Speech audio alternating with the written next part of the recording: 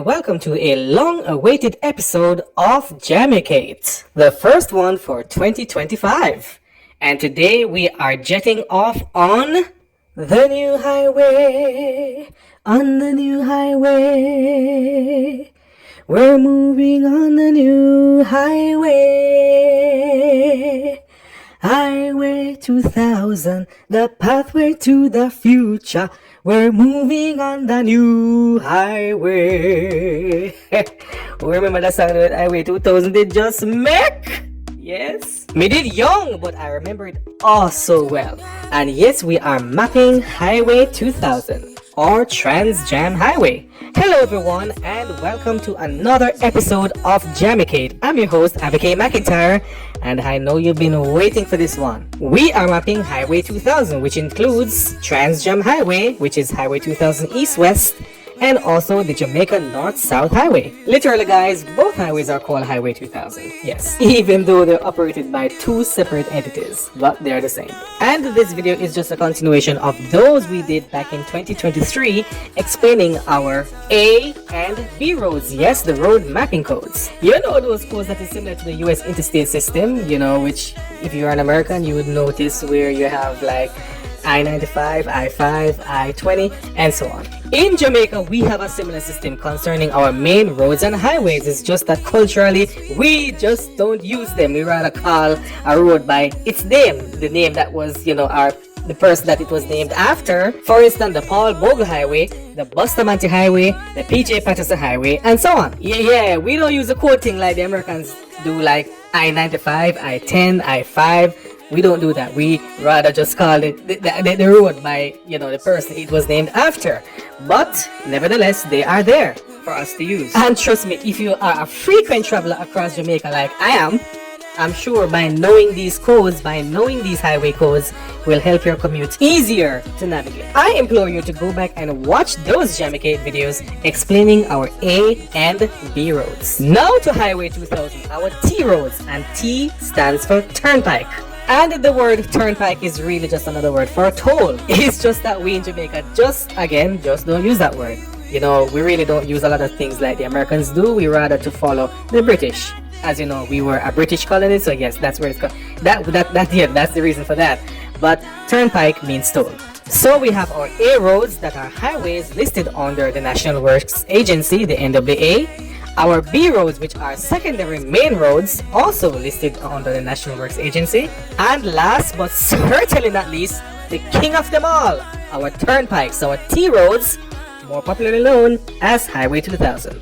In Jamaica, there are currently 3 of these highways, numerically listed as T1, T2, and T3. T1 and T2 are the 2 east-west leg, and T3 the north-south leg. Currently, T1 is routed between Caymanas in St. Catherine just outside Kingston to Williamsfield in Manchester just outside Mandeville, bypassing major townships such as Spanish Town, Old Harbour, Maypen, and Porus. T2, the shortest and the busiest of them all, is routed between Kingston and Portmore. And T3, the longest of them all, is routed between Caymanas in St. Catherine to Montego Bay in St. Anne, bypassing the major townships of Spanish Town, Bogwalk, Linstead, and Yuaton. There are other proposed routes that is currently under construction, such as the Montego Bay Perimeter Road and the Long Hill Bypass, as well as the continuation of the East-West Highway between Williamsfield and Hudges in St. Elizabeth, which we'll talk about later on in this episode. And I know a lot of the people in France St. Thomas are go vexed with me now because them say me not include the Paul Bogle Highway in it, but I must inform you that the Paul Bogle Highway, which yes is a part of the Southern Coastal Highway Improvement Project, the same project which the East-West Highway between Maypen and Williamsfield falls under, but the difference is the Maypen to Williamsfield Highway is a toll road. The Paul Bogle Highway is not a toll road. Okay, so that's the difference. So that's the reason why the Paul Bogle Highway will not be a part of this video. It is not Highway 2000. But yes, we do have a JAMUCATE clip explaining the Paul Bogle Highway, which is our A4 road, or more specifically, a part of the A4 road. You can go back and watch it in the JAMUCATE video explaining our A coded roads. Click on it in the description below or right here just above me. Yes. So with those out of the way, now to Highway 2000. the Jamaica Turnpike. I love to call it the Jamaica Turnpike because to me that's what it is. It's a turnpike, yes, it's toll. So the Jamaica Turnpike. Highway 2000, the Jamaica North-South Highway or Trans-Jam Highway, East-West, are dual carriageway turnpikes started in 1999 by then Prime Minister P.J. Patterson. Highway 2000 was built with the intention of connecting Jamaica's major cities and towns such as Kingston, Portmore, Spanish Town, Old Harbour, Maypen, Mandeville, Ocho Rios, and Montego Bay. The main objective of this project was to upgrade Jamaica's infrastructure, provide economic opportunities for growth and create jobs. The project is a public-private partnership structured to maximize operational efficiency and minimize costs. The intention of connecting Jamaica via such a comprehensive highway system was first expressed and clearly defined in the Jamaican Transportation Survey of 1968 and 69. Much of the current Highway 2000 alignments were proposed and defined therein, including the Phase 1, East-West leg and Portmore Causeway, Phase 2, the North-South leg, as well as a proposed to connect the East-West leg to Montego Bay. The proposed highway system was also included and adopted in the National Physical Plan for Jamaica 1970 to 1990, with suggestions to have an alternative north-south leg from Maypen to Discovery Bay as opposed to the one actually constructed at present day from Caymanas to Ocho Rios. This leg would run concurrent or parallel to the existing B3 route between Maypen and Discovery Bay. Phases. The project is divided into two phases, with the second phase being further divided into two. Phase 1A, a total of 46 kilometers long, is divided into three segments. The flagship segment from Bushy Park in St. Catherine to Sandy Bay in Clarendon started out in 1999 as the Old Harbour Bypass to bypass the town of Old Harbour. The 13-kilometer long stretch was started out as a two-lane highway and then was extended to a dual carriageway highway. This flagship segment of the entire Highway 2000 network was completed in February 2004.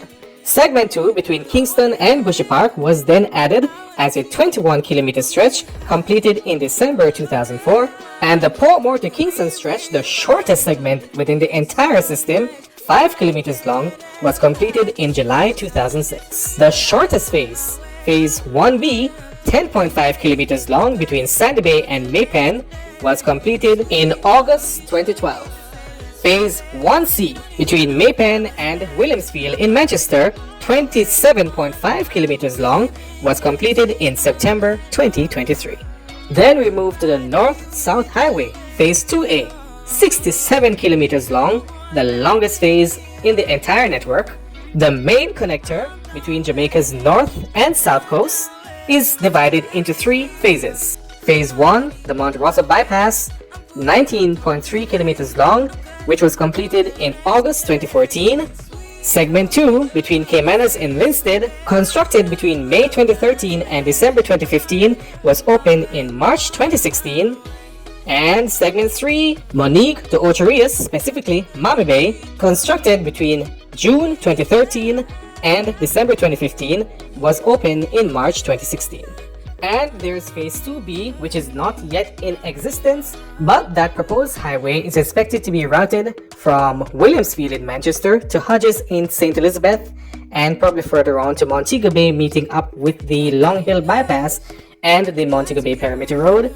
And also there should be another leg leading all the way through to Westmoreland from Hudges. An extension of the North-South Highway from Mami Bay to Discovery Bay was also proposed. This project would be considered Phase 1A. There's also another proposal to extend this highway from Mami Bay heading east to Prospect in St. Mary, bypassing Ocho Rios. This extension would be considered Phase 1B. Know how to make me feel right. I can't help how this sweet talk. I'm already on my way. I'm pulling up, don't be late. I'm cutting. So now we get to the real reason why this video was created, the mapping of the highways. Are you ready for that? As you know, we here at Geography Jawade, we love our maps. I'm sure bro tell her that over and over. Yes, we do love our maps. So now we're going to present our custom geography-generated Google Maps to you, mapping Highway 2000, pointing out to you every city, town, village, every nook and cranny where the highway go through. We are going to tell you, and yes, the parishes too. And we're going to start things off in capital city Kingston with the east-west leg, T2 between Kingston and Portmore, and then we move over to T1 between Caymanas and Williamsfield. So come travel with me. Are you ready? Vroom vroom!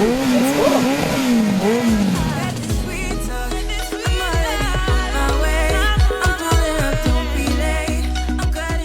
In the parish of St. Andrew, this leg is known as the Portmore Expressway, or the T2. It is also called the Port of Kingston Causeway, beginning at the intersection with Marcus Garvey Drive, running just north of the Port of Kingston, then curves south heading to the Causeway Bridge, where it enters St. Catherine.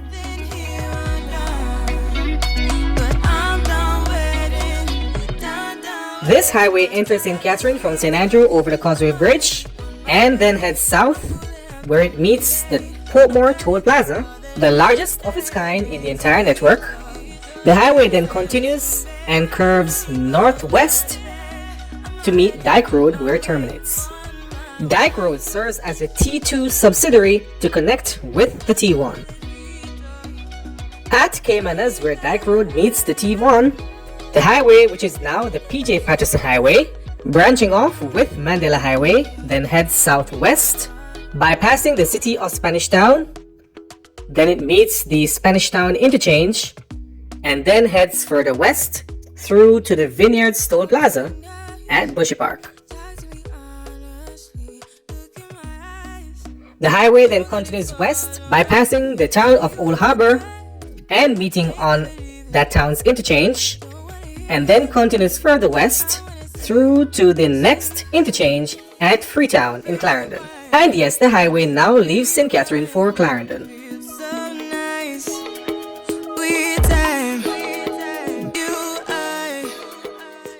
On the St. Catherine border, the highway continues west in Clarendon, north of Longville Park and bypassing Sandy Bay, then heads further west into Savannah Cross and Hunts Pen, into the Maypen Toll Plaza at Mineral Heights. The highway then heads further west over the Mineral Heights interchange where it curves to the northwest and meeting the Rio Mino Bridge.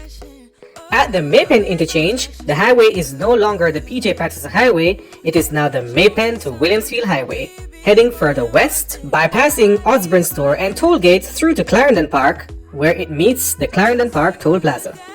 From the Quarter Cloverleaf interchange at Clarendon Park, the highway then heads further west through to the Manchester border, right at the St. Tullus River Bridge, where it exits for Manchester.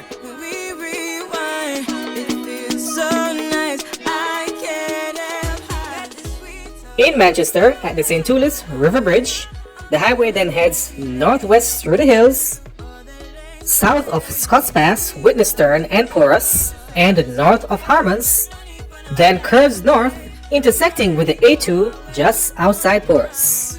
This untolled section of the highway then merges with the A2 and becomes the Melrose Hill Bypass, heading west concurrently and then terminating just east of the Williamsfield roundabout. From here, the next phase of the highway is expected to bypass Mandeville and Spurcher Hill to the north and then head into St. Elizabeth. Bro from Discovering Jamaica will explain this one for you. A planned future phase of this highway will continue from the Williamsfield roundabout, bypassing Mandeville to the north, also bypassing Spurtree Hill, running south through to Junction St. Elizabeth into Black River and Hudges St. Elizabeth, where it would link with future legs to Montego Bay and Negril.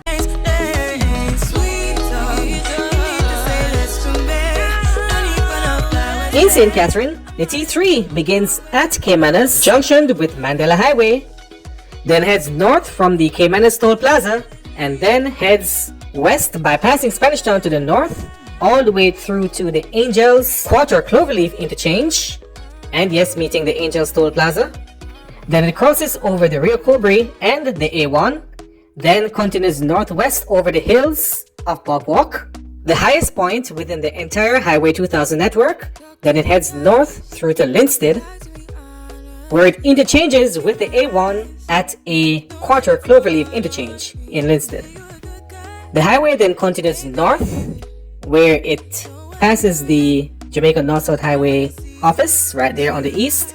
It then continues north by passing Ewaton and Mount Rosser, all the way to the border where it exits for St. Ann.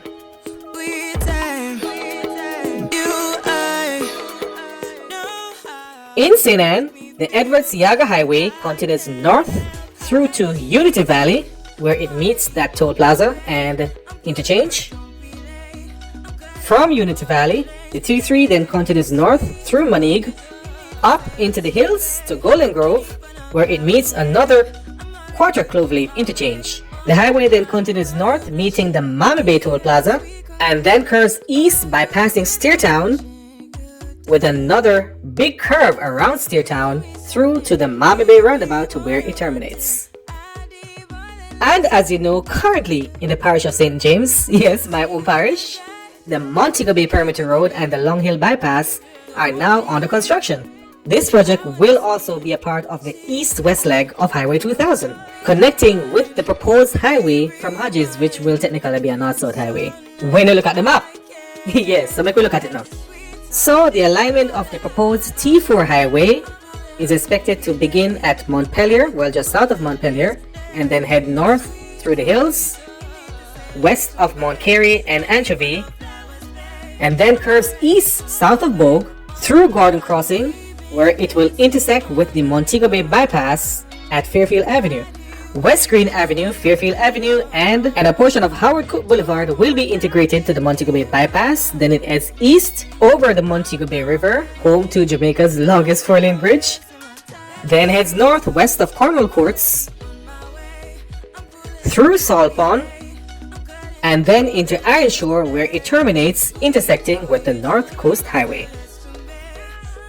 And now we got to go back to St. Ann, because them are launching another project over there. Were two projects, North-South Highway extension, east and west. Bro, I'm gonna explain it for you right here. Northern Coastal Highway would be the main boulevard, with different exits to Highway 2000.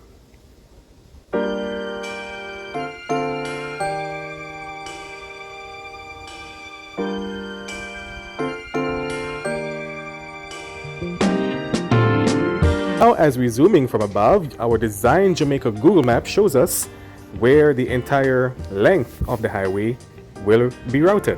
Beginning at Montego Bay, bypassing the town of Ocherius to the south, and ending just east of the town in Prospect St. Mary. As we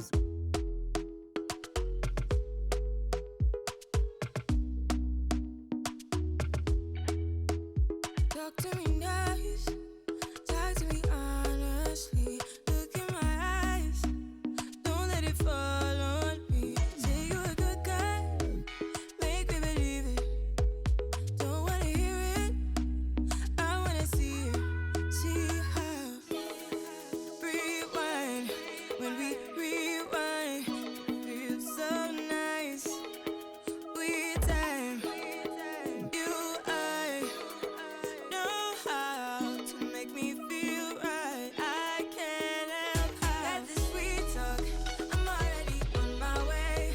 I'm pulling. So there you have it, the mapping of Jamaica's turnpikes, both existing and proposals. And also in the end, we gave you some facts that you probably never know. Yes, this highway network has been under construction since 1999. But what is even more surprising is that this highway was been planned as far back as 1963, the year after independence. I really wonder why it took us so long to build it. But anyway, we can certainly see why, because a lot have happened between 1963 and 1999.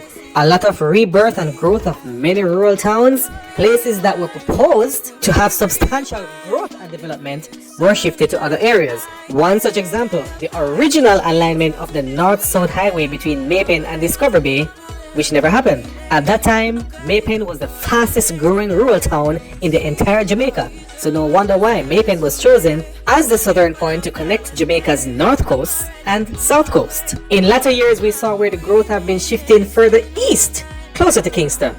Reason why we have the North-South Highway being aligned where it is today. Another example I can give you.